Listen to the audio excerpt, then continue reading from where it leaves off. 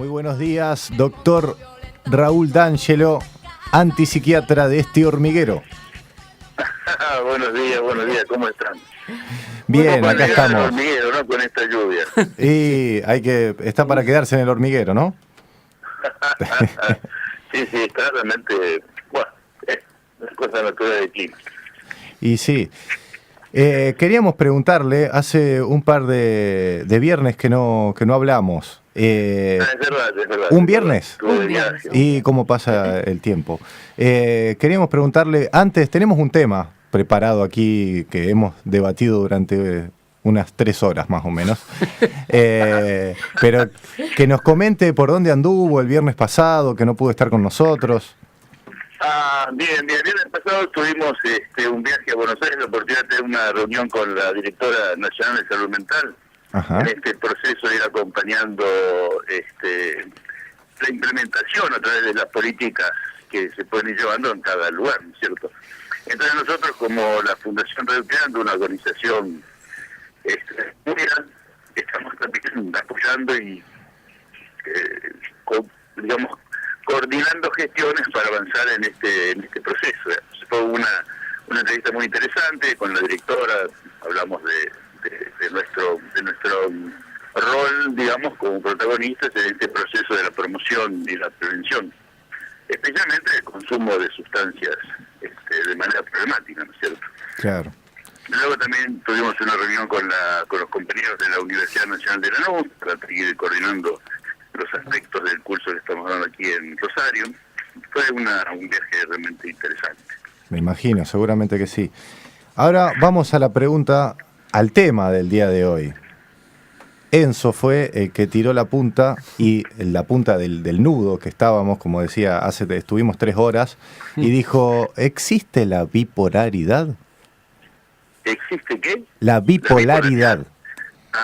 El Bien. sujeto bipolar, la hormiga bipolar, ¿existe?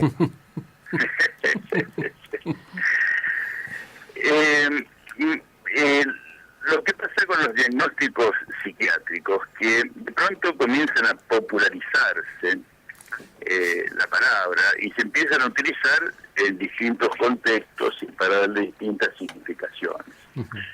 Desde hace muchísimos años, creo que ya de los fines del siglo XIX y comienzo del siglo XX, ya había establecido una nomenclatura, digamos, se llama nosología eso, ¿no?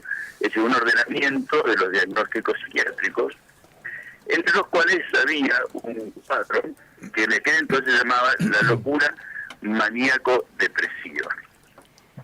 Ese cuadro, ya conocido desde hace muchos años, es un cuadro que alterna con estados de depresión muy intensa, estado de depresión que me refiero a cosas así como que la persona no tiene ganas de levantarse, no tiene ganas de comer, está muy triste, está sumida en una situación de mucho dolor.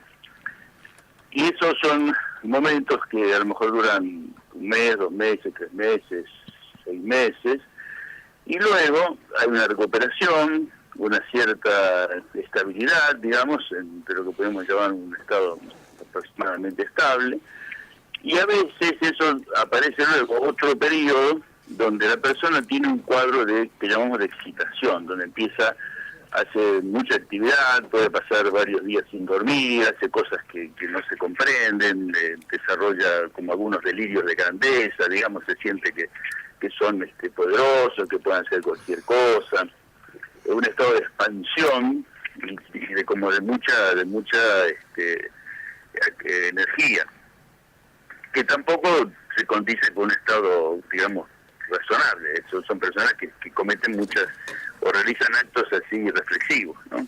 Entonces podemos decir Ese que... es el estado de manía, ¿eh? No, digo que con esto que comenzabas vos diciendo que se popularizó, como que no todo lo que se dice bipolar es bipolar.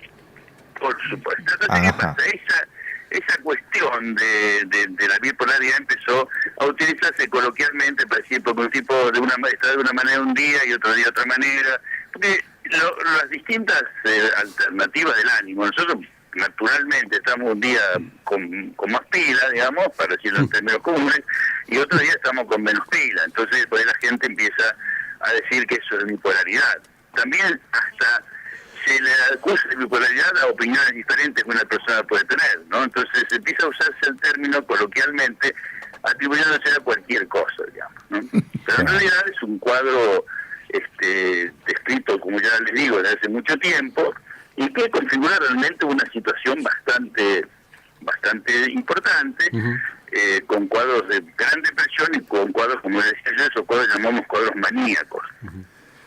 No es muy frecuente, está presente, pero es un diagnóstico psiquiátrico importante, digamos, la persona que padece de esos trastornos tiene síntomas muy importantes, digamos.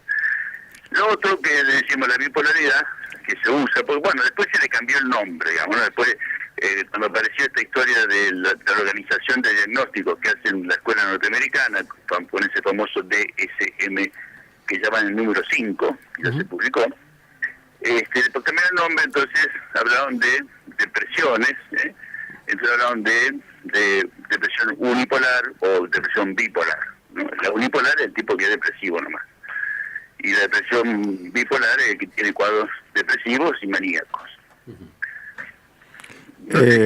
Doctor. Sí, Raúl, muy claro. Raúl, vos sabés, me permitís una broma. Vos sabés que cuando acá empezaron a hablar de bipolaridad, yo dije, este es un tema para un electricista. No para el doctor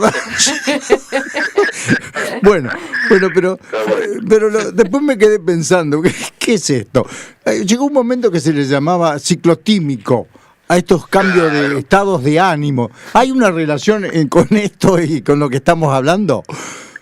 Mira, la ciclotimia sería como un cuadro un poquito más con menos oscilación entre los polos, digamos. ¿Por qué se llama bipolaridad? Porque se imagina un polo maníaco, digamos, de mucha excitación, y un polo depresivo de depresión importante. Por eso se pone bipolar, ¿no? Los dos polos de los electricistas. También la ciclotimia, digamos, sería como un estado de una oscilación menor de la intensidad, digamos, de los estados de ánimo, ¿sí? Un poco más enchufado, además, y un poco menos relaxado. Un poco sería esa la idea, pero en general, ya te digo, el término se ha popularizado de tal manera que es lo mismo que la histeria. Uno dice, pero esta es la histérica, cuando lo usa así como término coloquial, digamos. Esto viene sucediendo desde hace muchos años. Por ejemplo, las palabras que utilizamos a veces como insultos, como idiota, imbécil, eran diagnósticos clínicos. Claro. Eran diagnósticos clínicos que se aplicaban a un grado de insuficiencia mental, digamos, ¿no? De discapacidad mental. Entonces el grado más profundo de todos era el idiota, ¿sí? La persona que no podía no tener lenguaje, no controlaba esfínteres. Entonces el diagnóstico clínico médico era idiota. El que tenía un menos grado de déficit mental era el diagnóstico clínico, era imbécil. Y el siguiente era el débil mental, ¿no? Yendo de más profundo a menos profundo. Y con el correr del tiempo esas palabras se transforman en insultos.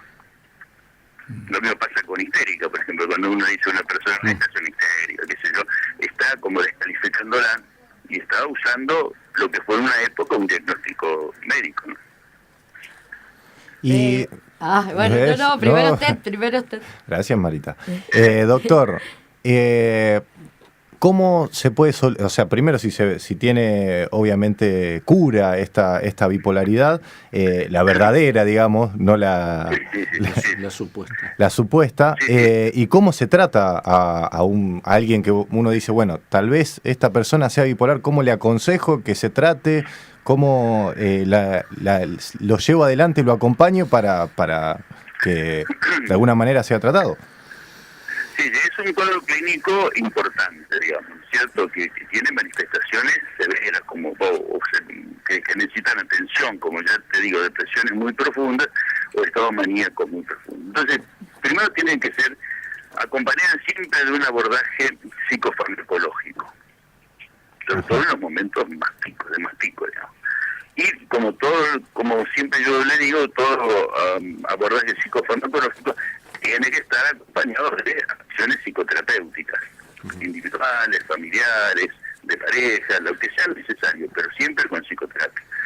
Y sí, son cuadros muy delicados de manejar, porque el paso entre la depresión y la manía se puede facilitar con el uso de algunos medicamentos. Porque una persona que está deprimida, uno le tiene que dar antidepresivos. Pero el antidepresivo es muy probable que pueda desencadenar un cuadro maníaco, ¿no es cierto?, pasarse al otro polo. Entonces siempre hay que ser una medicación combinada. Hay un medicamento que en realidad, más que un medicamento, es una sustancia natural, que es el litio. El litio es un estabilizador del ánimo, se llaman así, y se usa con bastante frecuencia como siempre agregado a cualquier otra medicación para un cuadro de estos maníaco-depresivos o depresión bipolar. Porque es como un aseguramiento de que la persona no pase al polo maníaco. Entonces necesita siempre psicofarmacología. En los estados depresivos se dan antidepresivos, siempre acompañado de un estabilizador del ánimo. En este caso el litio es el más popular. Es una sustancia natural que está en la naturaleza, digamos, pero que hay que manejarla con mucho control, con mucho cuidado, porque puede producir algunos daños colaterales. Entonces se lo prescribe y se lo controla semanalmente, se hace un dosaje a ver cómo está en el organismo. Y en los casos que la persona está en un cuadro maníaco, así que está como muy exultante, como muy agitada, se usa también algunos, lo que llamamos nosotros neurolépticos o algunos tranquilizantes mayores, para que baje un poco de su malestar, y siempre asociado con este estabilizador del ánimo. Es un cuadro no fácil de manejar. Hay que estar muy atento, hay que estar muy encima, con un seguimiento bastante cercano hasta lograr el equilibrio. Raúl, acá tenemos una oyente que está mandándonos una pregunta vía el chat del Facebook y que nos dice: esta particularidad de la bipolaridad es común en personas que consumen determinadas sustancias como el alcohol, y cómo se puede acompañar a esas personas. Bien, ahora, a veces hay cosas que llamamos comorbilidad, digamos, cosas que pasan al mismo tiempo. Puede ser que una persona que tenga una depresión bipolar también haga un abuso o un consumo, un abuso de sustancias de forma problemática, digamos, ¿cierto? Eso puede coexistir, digamos. Ahora, también es cierto que determinadas sustancias que se consumen generan estados, ¿no?, de mayor, por ejemplo, la cocaína, cuando se consume, puede generar estados de excitación, estados de como también incluso de delirio, ¿no? Pero son episódicos, es decir, pasa el efecto de la cocaína y si no hay un nuevo consumo, eso va cediendo y va desapareciendo. Cualquier consumo de sustancias, tanto como el alcohol, como la cocaína, la marihuana, todos estos psicotrópicos que se llaman así, son medicamentos que tienen efectos sobre el cerebro, sobre la psiquis, siempre complican cualquier otra abordaje o cualquier patología que la persona tenga, ¿no es cierto? Siempre lo complica porque lo exagera, lo distorsiona, lo embarra, haciendo de una manera común. Entonces hay que tratarlo, hay que atender ambas cosas, ¿no? Son como problemas. Eso en el caso que se llama la comorbilidad, que estén asociados a una enfermedad. Bien compleja la cuestión, bien compleja también entonces la forma en que hay que abordarlo. Claro, no es simple por un solo costado, ¿no? No, es complicado. Nos quedamos pensando en esto, me parece que va a dar para varias preguntas. Los oyentes hoy están bastante preocupados. Por ejemplo, en este momento, Raúl, nos está llegando información de que están cerrando calles aquí en Capitán Bermúdez, que hay un comité de crisis organizándose, evacuados y demás. Así que... Con la inundación, pero sí, claro, sí, se ha juntado demasiada agua. estábamos hablando de esto, de cómo nos acompañamos en estos momentos, ¿no? Cuando hablamos de la nueva ley de salud mental, hablamos también de generar comunidades que estrechan lazos, que se pueden poner a la par del otro y reproducir esta empatía, esta posibilidad de ponerse en la piel del otro, ¿no? Frente a las dificultades. Hablábamos antes de comunicarnos con vos de lo que es convivir, decíamos nosotros casi irresponsablemente con un bipolar, porque uno dice, todo salió entre nosotros, Raúl, porque acá Franco es tan juvenil, estuvo saliendo con una chica que decía era bipolar. Tanto estaba, un rato estaba pum para arriba, otro rato era el peor de los, claro, y no sabía cómo tratarla, claro.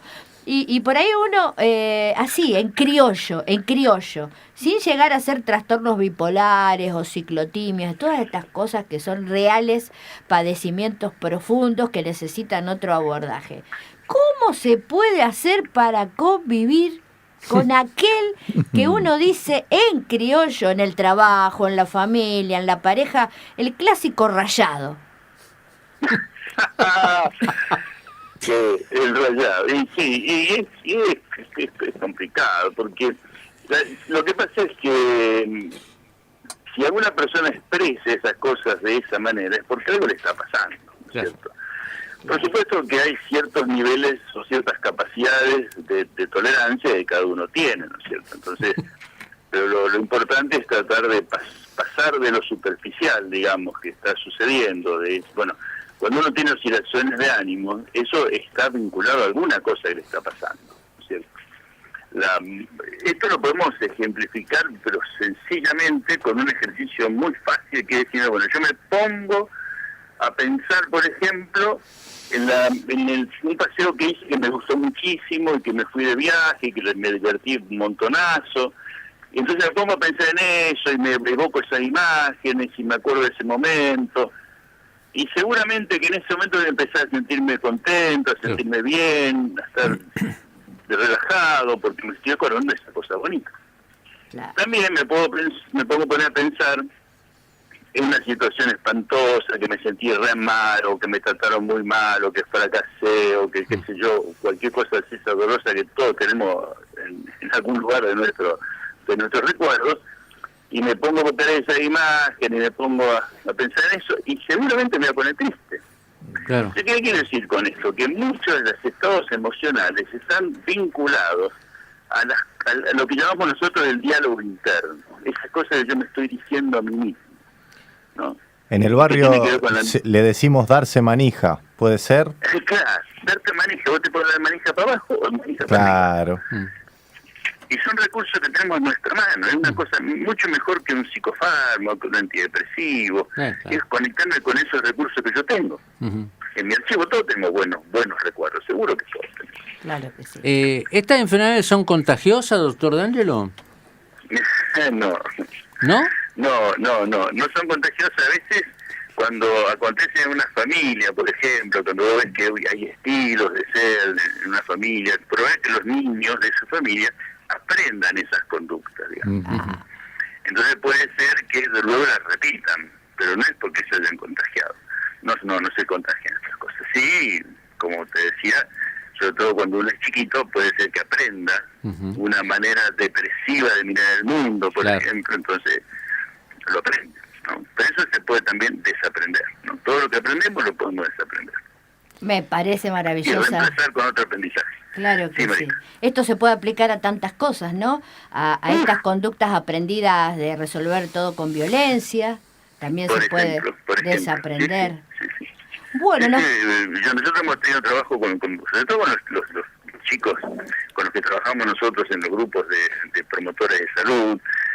Son chicos que vienen, por supuesto, de distintos tipos de hogares, y en muchos de ellos hay hogares con una historia de violencia, de padres violentos que a su vez vienen de otros padres que fueron violentos con ellos. Entonces tiene incorporado dentro de la resolución de los conflictos la violencia. Es que esto no se discute, la trompada, el golpe, hasta explícitamente dicho a veces yo me recuerdo de un grupo que hicimos con los chicos, había una chica que decía, mi papá me dijo que si alguien me dice algo yo lo que haga trompa, lo rompa trompa. Sí. Y así, entonces uno empieza a trabajar, ¿viste? Empieza a encontrar esas raíces de por qué y entonces ¿dónde aparece la posibilidad de que puedan encontrar una alternativa diferente, vivencialmente, digamos, ¿no? De resolver conflictos de una manera diferente que no sea la violencia. Claro. Pero se puede, como decíamos, desaprender todo lo que aprendimos. Bien. Qué interesante, Mejor dicho, doctor. mejor dicho, Sí. más que desaprender, reemplazar por otro aprendizaje. Claro. Exactamente. Eso sería lo más correcto, ¿no? Bien. Y me quedó muy presente y qué valioso lo que dijo con esto de el diálogo interno.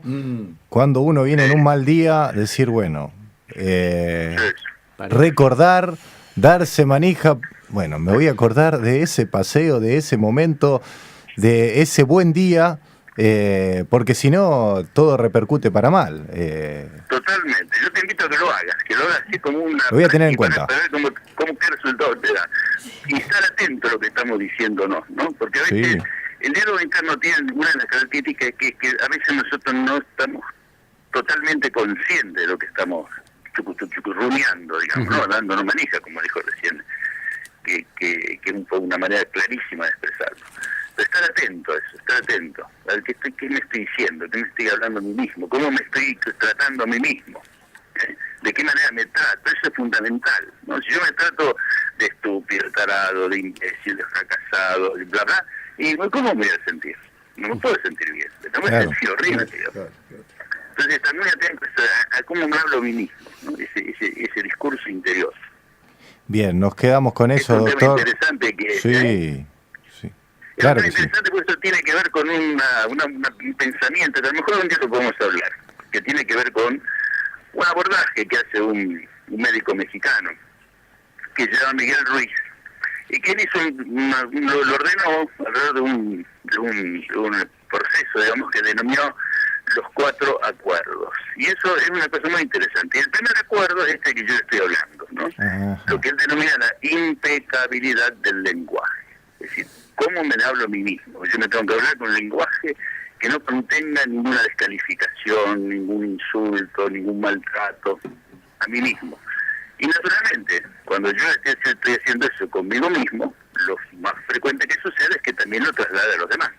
Claro. Entonces también voy a empezar a tratar a los demás sin descalificar, sin insultar, sin desvalorizar.